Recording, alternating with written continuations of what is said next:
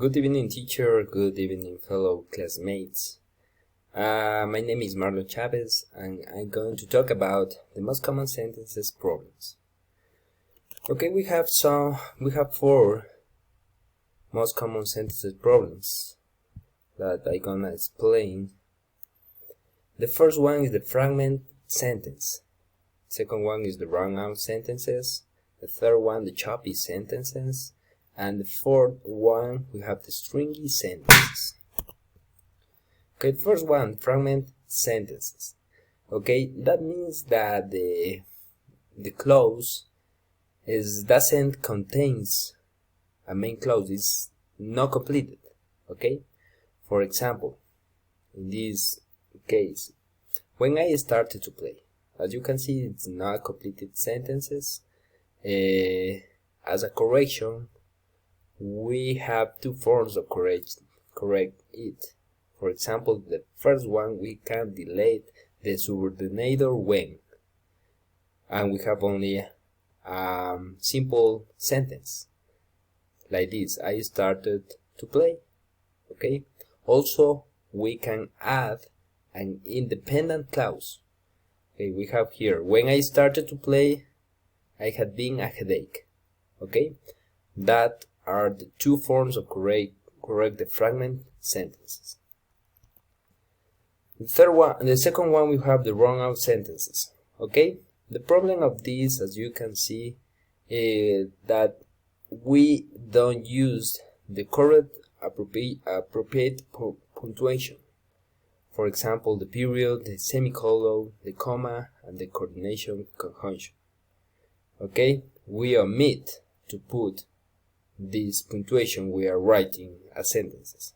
For example, participants could leave the study at any time. They needed to indicate their preference. Okay, as you can see, we have here two sentences. Participants could leave the study at any time. We have to put comma or period or semicolon, and we have the second sentences. They need to indicate their preference. Okay, also we can use a coordination conjunction. Before they, we can put but. The third one, we have the choppy sentences. Okay, as you can see, too many short simple sentences can make your writing appear unsophisticated, and your ideas seem disconnected.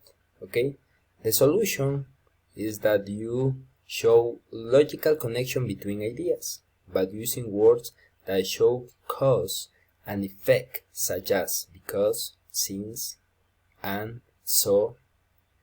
Also words that show contrast, such as but, yet, and although.